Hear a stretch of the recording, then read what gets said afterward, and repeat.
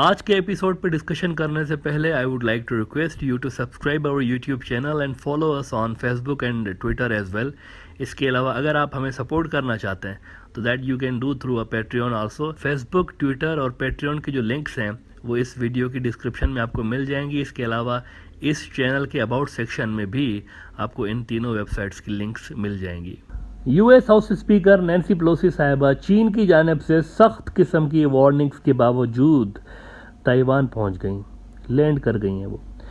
इस वक्त अमेरिका और चीन के रिलेशंस तारीख के कम तरीन सतह पर पहुंच चुके हैं। अमेरिका ने प्रैक्टिकली चीन की सॉवरेनिटी को चैलेंज भी किया है, उसको वायलेट भी किया है, और ताइवान पे जो एक स्टेटस को बना हुआ था उसको अमेरिका ने तोड़ दिया है। In a way, it's a declaration from the Taiwan's separatist forces, the so-called government there, and the America that they do not recognize Chinese claims on the Taiwan island. जिस तरह से अमेरिका रूस को provoke करता रहा और Zelensky के ज़रिए नेटो फोर्सेस को रशिया यूक्रेन बॉर्डर पर डिप्लॉय करवाने की अटैम्प्ट्स अमेरिका ने की, जिस वजह से रशिया यूक्रेन के अंदर घुस गया और अब एज अ रिजल्ट यूरोप समेत आप देखेंगे पूरी दुनिया इस वक्त देखें जंग की वजह से फूड और एनर्जी क्राइसिस फेस कर रही है। बिल्कुल उसी तरह से अमेरिका ताइवान के सेपरेटिस्ट को यूज़ करते हुए चीन को एक तरह से इनवाइट कर रहा है कि वो ताइवान पे हमला कर दे, इन्वेड कर दे, और अगर वो ऐसा करते हैं तो अमेरिकियों का तो कुछ नहीं जाएगा, दोनों तरफ चाइनीज़ लोग बसते हैं। लेकिन द थिंग इज़ क्लियर कि अगर यहाँ चीन में जंग हुई ताइवान की और चीन की, तो इससे चीन नहीं दुनिया मुतासर होगी पूरी। देखें ग्लोबल सप्लाई चेन जो है चाइना उसको लीड करता है, पूरे के पूरी दुनिया के अंदर जो सप्लाई रॉ मटेरियल की समझ लें और इवन फिनिश्ड गुड्स भी जो जाते हैं चाइना का सबसे बड़ा शेयर होता है। लिहाजा ग्लोबल सप्लाई चेन मुतासर होने से ना सिर्फ इंडिया, पाकिस्तान, बांग्लादेश बल्कि पूरी एशिया की इकोनॉमी और दुनिया की इकोनॉमी, खुद अमेरिका की इकोनॉमी मुतासर होगी। और यूरोप का तो फिर काम ही तकरीबन धपड़दूस हो जाना है, क्योंकि चीन दुनिया की फैक्ट्री माना जाता है। दुनिया के अक्सर मुल्क चीनी माल पे प्रोडक्शन कर रहे होते हैं। इनका सबसे बड़ा ट्रेड पार्टनर चीन है बहुत सारे मुल्कों का। तो लग यूँ रहा है कि अमेरिका चीन की पीसफुल राइज को जंग की तरफ धकेलना चाहता है। दे थिंक कि इससे चीन का BRI भी मुतासर होगा और चीन पीछे चला जाएगा और ग्लोबल सप्लाई चेन को भी वो रीसेट कर सकते हैं जब चीन जंग में मसरूफ होगा। अब अमेरिका ने तो देखें ये गुल खिला दिया ना चीन को प्रोवोक करके, तो सवाल ये है कि चीन क्या करने वाला है जवाब में। गुज़िश्ता 24 घंटों में 2 मरतबा चाइना के फॉरेन मिनिस्टर ने अमेरिका को कंडेम किया है, 2 मरतबा। ग्लोबल टाइम्स कह रहा है कि Chinese foreign minister condemns US intrusions of China's sovereignty. और चीन ने कहा है कि दुनिया ने देख लिया, अब दुनिया को पता चल गया कि अमेरिकी सियासतदान ही असल में सबसे बड़े ट्रबल मेकर हैं दुनिया के, and they are the biggest destroyers of regional peace. उन्होंने चाइनीज़ ने ऑफिशियली कहा है कि ये दुनिया के सबसे बड़े जो अमन के दुश्मन हैं वो अमेरिकी सियासतदान हैं। आसियान के मुल्क अलग से नाराज़ हैं अमेरिका से इस पे कि आप हमारे बैकयार्ड में आकर ये हरकतें क्यों कर रहे हैं भाई, 7 समंदर पार से आते हैं, हमारे मोहल्ले में आके आप ये गड़बड़ कर रहे हैं वहाँ पे, और हमें जो है वो जंग के दहाने पे पहुँचा रहे हैं। अमेरिका के जो इत्तेहादी हैं वेस्ट में वो भी अब मैं आपको ये बताऊँ कि अमेरिका को फॉलो करने वाले हैं। सबसे आगे आगे तो हमेशा यूके होता है हमेशा आगे आगे। अमेरिका जो भी गंद मचाता है ना यूके सबसे पहले उसको सपोर्ट कर रहा होता है।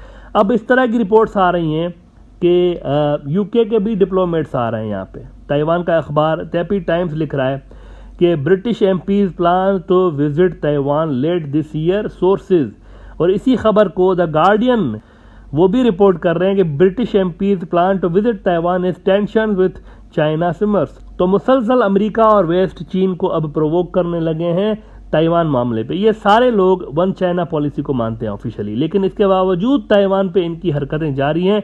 चीन ने ऐलान कर दिया है कि वो टारगेटेड हमले करने वाले हैं ताइवान के ऊपर, फुल स्केल जंग नहीं, टारगेटेड ऑपरेशंस। तुर्की का बड़ा अखबार अनादोलू एजेंसी रिपोर्ट कर रहा है कि China announces military operations in response to Pelosi's Taiwan trip. Beijing to launch series of military operations to safeguard national sovereignty, territorial integrity, says Defense Ministry. तो हमले तो होने वाले हैं, ताइवान के ऊपर हमले होने वाले हैं, लेकिन देखना यह है कि वो किन टारगेट्स को वहाँ पर हिट करते हैं चाइनीज़। उन्होंने कहा ना कि there will be series of targeted military operations, तो वो कौन से टारगेट्स हैं इनके ये देखना पड़ेगा, बाकी हमला तो होगा दैट्स फॉर श्योर। प्रोबेबली वो मिलिट्री इंस्टॉलेशंस को ही हिट कर रहे होंगे और वो जो गवर्नमेंट की इंस्टॉलेशंस हैं उनको हिट कर रहे होंगे, क्योंकि लोगों को तो वो नहीं करेंगे बिकॉज दोनों साइड से एज आई सेड उधर भी चाइनीज़ हैं मेनलैंड में और ताइवान में भी चाइनीज़ हैं, एक दूसरे के रिलेटिव्स आपस में रहते हैं दोनों इलाकों पे।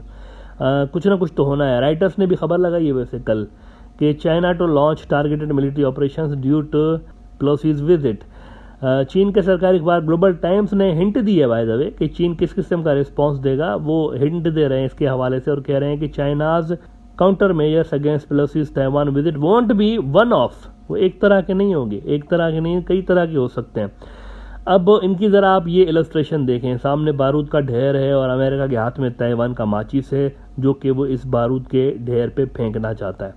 अच्छा, नैन्सी पेलोसी ने वैसे वहाँ की पार्लियामेंट से खिताब किया है, ताइवान की पार्लियामेंट में स्पीच की है और उनको वहाँ का हाईएस्ट सिविलियन अवार्ड भी सेपरेटिस्ट हुकूमत ने ताइवान की दिया है। रूस और ईरान समेत कई मुल्कों ने पेलोसी की विजिट को कंडेम किया है शदीद अल्फाज में। ईरान ने सबसे ज़्यादा कंडेम किया।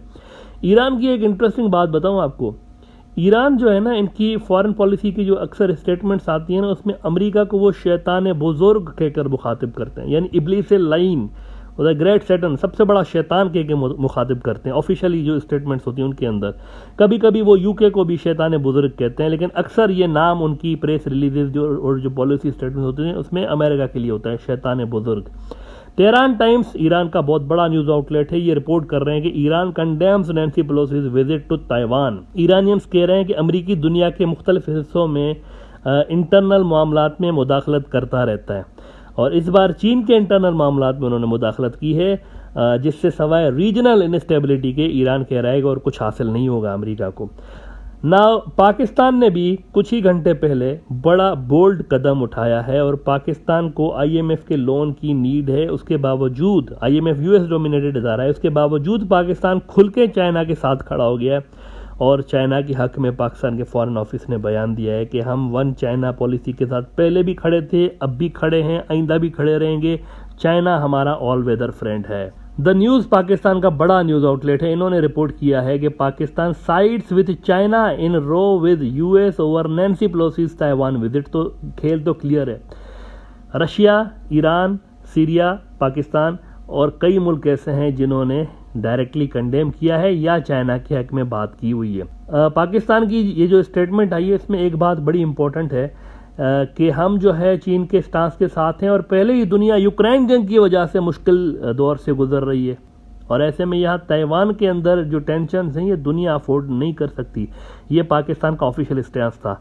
तो चीन के लिए सपोर्ट पहले से ज़्यादा बढ़ चुकी है रीजन के अंदर भी और ग्लोबली भी अमेरिका के इस फेल्ड एडवेंचर के बाद, जिसका कोई सर पैर नज़र नहीं आ रहा। मेरे हिसाब से ये बैकफायर करेगा, ये अमेरिका ने गलती की है और आप देखेंगे कि आने वाले कुछ अरसे के अंदर आप देखेंगे कि जो थोड़ी बहुत अमेरिका को सपोर्ट थी वो भी लूज़ हो जाएगी, क्योंकि ये जो क्वाड और ये जो इंडो पैसिफिक इकोनॉमिक फ्रेमवर्क है ना, इसको मजीद लोग, और ये जो इंडो पैसिफिक स्ट्रेटजी है इसको लोग मजीद शक की निगाह से देखेंगे रीजन के मुल्क कि ये 100% चाइना के खिलाफ है। पहले तो लोगों को शक था ना, अमेरिकन कह रहे थे कि नहीं ऐसी कोई बात नहीं है, लेकिन 100% अब यकीन हो गया है सबको कि ये एंटी चाइना अलायंसेज है और रीजन के अंदर जंग मचाने के लिए अमेरिका ने ये इस किस्म की कार्रवाइयाँ शुरू कर रखी हैं, इस किस्म के ब्लॉक्स बना रहा है। मेरे ख्याल से अमेरिका ने खुद के लिए प्रॉब्लम क्रिएट किया है, खुद को एक्सपोज किया है ये हरकत करके, जिससे फ़ायदा कोई नहीं होगा। उल्टा ताइवान की इन्वेजन का प्रोसेस वैसे ही तेज़ हो जाएगा और दुनिया इस पर खामोश रहेगी, क्योंकि दुनिया के अक्सर मुल्क वैसे ही ताइवान को चाइना का हिस्सा मानते हैं।